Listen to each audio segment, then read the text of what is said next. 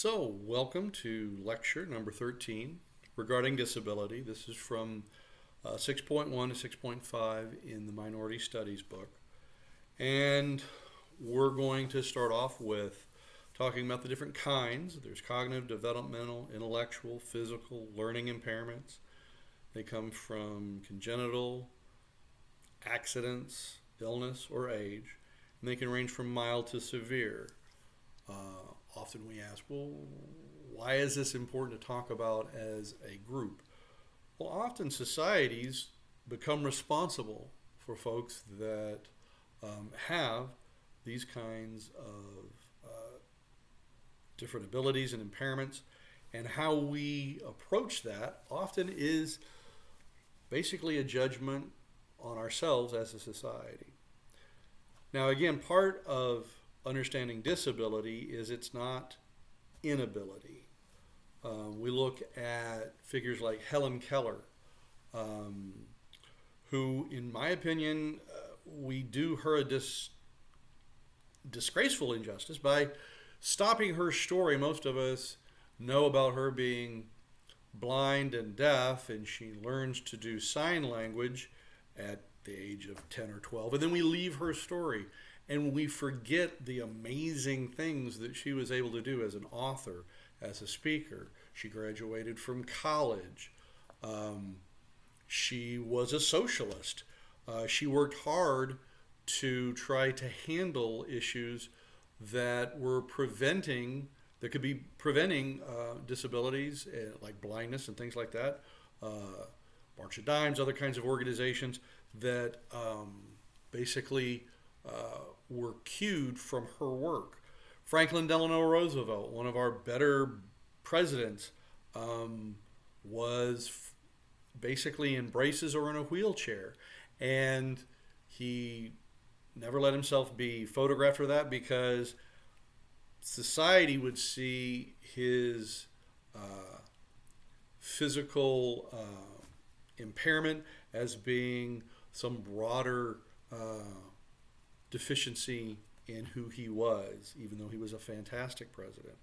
Bob Dole was injured and for many years had worked in the Senate and basically only really had the use of his left arm. Ray Charles and Stevie Wonder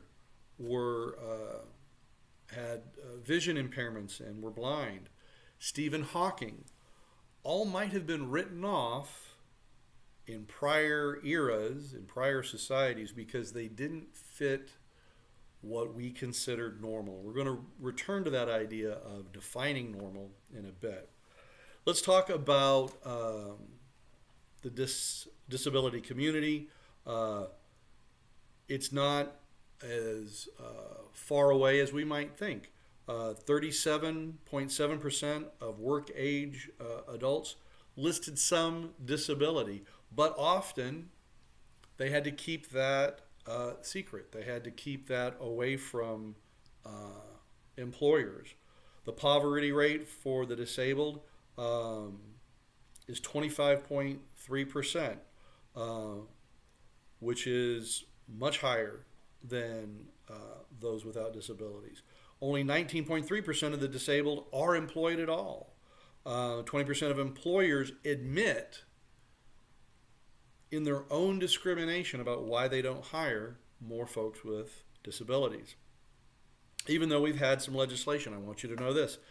The U.S. Rehabilitation Act of 1973, the Americans with Disability Act of 1990, demanding what's called reasonable accommodations. Unfortunately, often courts spend a lot of time arguing over what's a reasonable accommodation. Technology has helped some integrate folks into the work environment, though often it comes down to still people, what's called often people that are thought of as being what's called ableist, evaluating those with disabilities. And I want you to know these 4 activity limits.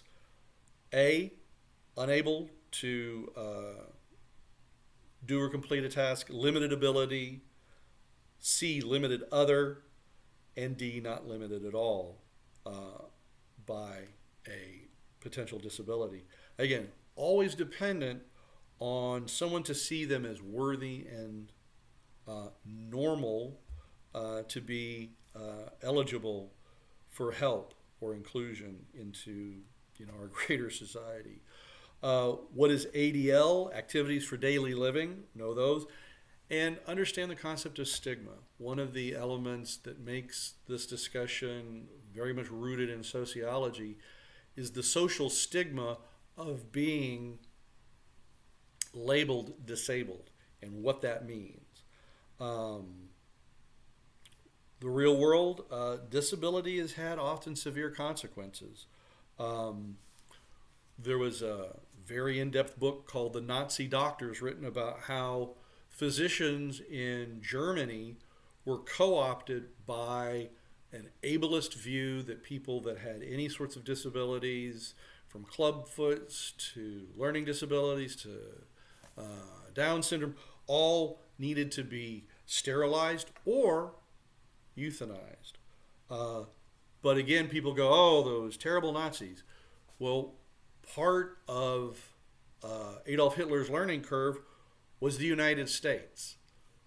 Our eugenics movement of the late 1890s to the 1920s informed the Nazi Party when the United States engaged in sterilization of Native Americans, people on the island of Puerto Rico, people that had MR or were thought to have MR, who might have only had another condition, autism.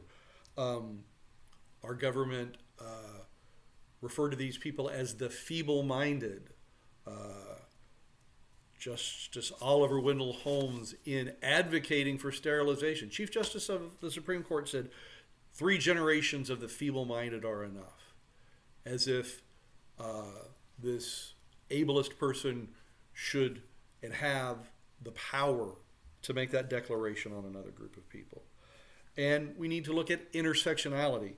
FDR came from a very wealthy family. He was able to cope and move about his illness with braces and other help from his battle with polio. JFK had a severe back injury and often wore a brace, but again, nobody knew. Stephen Hawking, brilliant man, but confined to a wheelchair. Again, the intersection of that, luckily he came in a society that allowed for his disability to be handled by a national health system. The secret word for this lecture is Barbara Jordan, former U.S. representative from Texas, one of the first black female representatives, U.S. congressional representatives from Texas, and also somebody that suffered from disabilities. She was an amazing person who, at the University of Texas now, the School for Public Affairs is named after her. And Barbara Jordan is an example of that intersectionality. She was African American. She was gay. She was disabled. But she also had a towering intellect, towering at the time, literally standing against the actions of the Nixon administration on the committee that voted for impeachment. These aren't things that happened in the long, long ago. Just recently, there have been fires in Los Angeles, and on one of the news channels, there's been this discussion about, the DEI, that because there's a woman fire chief and she's a lesbian, that this is this breakdown of ability that DEI allowed those, not the 17 or 18 years of being in the fire service and being a firefighter. No, it was DEI that gave her that position as fire chief, and that clearly only straight white men can fight fires. Now, at the same time, a guy named Pete Hegseth is being put forward as a nominee for defense secretary. Uh, he has no qualifications. But again, his privilege, right, of again being, you know, being a white guy. So we don't see that privilege that he doesn't really have any qualification at all except for being on Fox News and having served in the military, but he's not run any large organization. They're going to put him in charge of the largest organization with the largest budget in the world. That's not considered as diversity and inclusion. But if we make accommodations for people that have been discriminated against, if we make accommodations for people with disabilities, then somehow we're doing some terrible example. There are 3 papers to view in Blackboard. The first, disability and its justification. Basically, the historic idea is it's okay to treat people with any kind of disability as less than, and having that less than label, right, less than normal, less than okay, applied to women, indigenous people, people with other religious backgrounds. How is that done? Strangely enough, through an amazing social power that we don't ever really think about, which is what's normal? Who gets to decide what normal is? And that immediately leads to hierarchies. So examples, people with Downs or mental retardation were referred to as having Mongolism, being Mongoloid. Well, the idea being that being Asian was considered a less than evolved step than being Caucasian, that they were considered less intelligent and less evolved. So obviously, we've since proven that ridiculous, but think about all the people that were victimized by that idea, the idea of being less than. So in other words, disability and being Asian were somehow paired together. Another example is race. Slaves were considered to be less than intelligent, less than able. So it's okay to have slavery. And both sides, both liberals who gave them pity and conservatives who gave them contempt, both groups relied on a imagery of being damaged and unable, which again, remember, disability doesn't mean inability. This was also applied to women. They actually said and implied in the late 1800s that women who got education had their brains damaged because their brains were incapable of handling all this information. So it made sense not to give them rights or allow them to vote. You see how these ideas like being able to declare somebody normal means that I can also take away your rights and leave you in a disadvantaged state in our society. What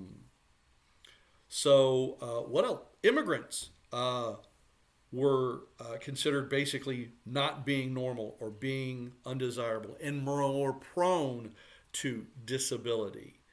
And again, that sort of untouchable label, that undesirable label we see being applied to immigrants even today.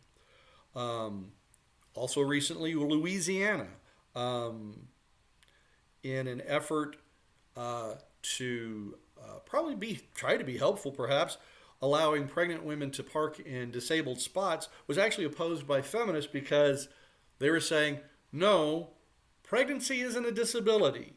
If you allow this label to be put, it's very difficult to walk that back from disabled, and people in power wielding that label of, oh, you're disabled is hard to regain your position afterwards. But by trying for equal rights, by running from this undesirable group, the disabled, basically throws the disabled underneath the bus because the idea is, well, no matter what happens, we don't want to be labeled disabled. And both can be true. Pregnancy isn't a disability. But the idea of trying to gain rights for women by basically throwing the disabled as a group underneath the bus. Also, not very okay.